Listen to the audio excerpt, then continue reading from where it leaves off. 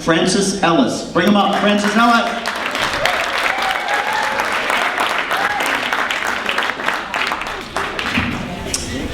I look like I voted for him, don't I?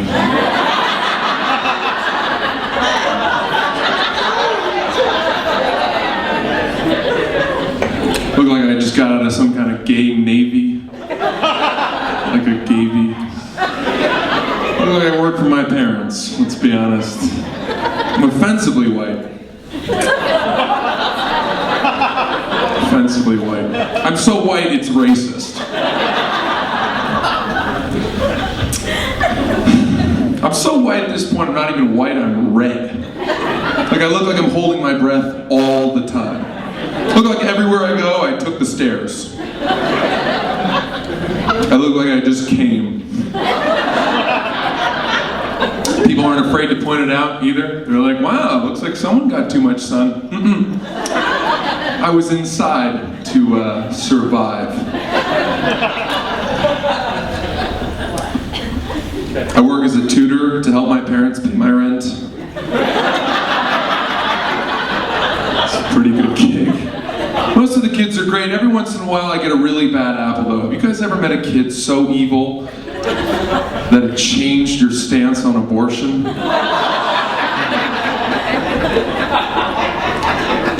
For the record, I've always been pro-choice, but this kid made me think we should allow it to like the 43rd trimester.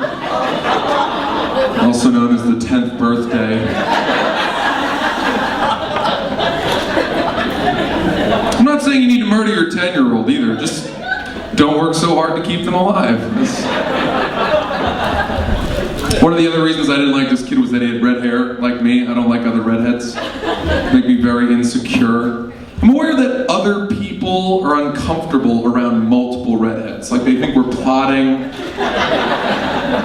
God forbid we'll take our shirts off, start talking about sunscreen. I don't understand how evolution hasn't wiped us out yet. We're the only group of people to whom good weather is a deterrent.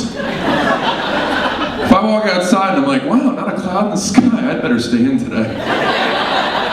YOLO. Despite my unusual coloring, I do okay with women, I do. Started seeing this girl a couple weeks ago and we were texting, that was it. That was all that had happened so far, and I was so optimistic that I immediately made a sex playlist on Spotify. But I only put 2 songs on it because I'm realistic. I don't have the sexual stamina to make it to a 3rd song. I'll be honest with you, I haven't even heard the 2nd song yet. I don't remember what it is. The next thing I did was I went to CVS Pharmacy to restock on my condoms. And I was in the aisle and I opted for the box of 36 condoms, which is ridiculous. I carried the crate over to the cashier, this elderly black woman. She kind of gave me one of these, like, good for you. Because I'm a comic, I couldn't even help myself. I said, oh, I'm chaperoning a high school dance later.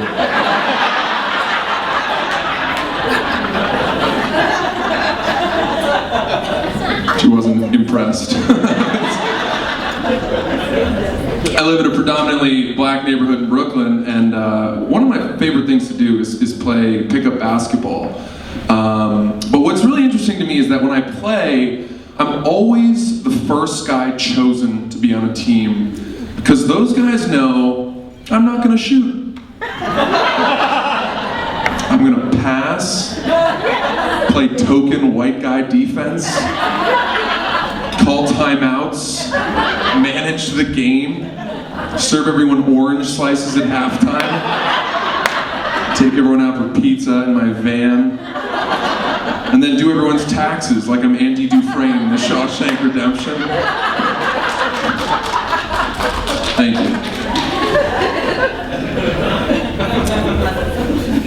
One of my other favorite things to do in my neighborhood is go see horror films at the movie theater.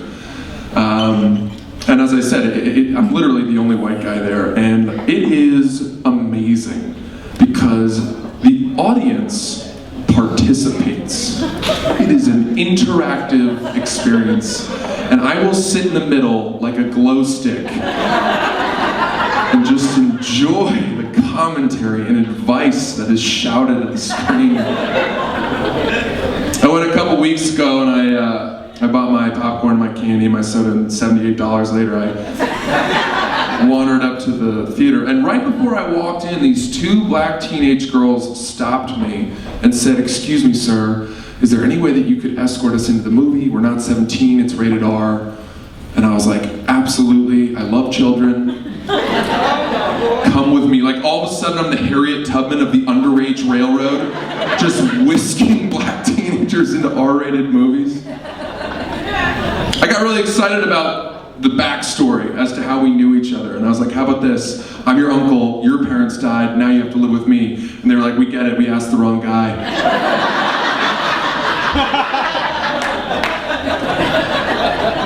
The one thing we didn't exchange though was our names. You'd have thought that would have been a priority, right? So we get to the movie bouncer. What a ridiculous job.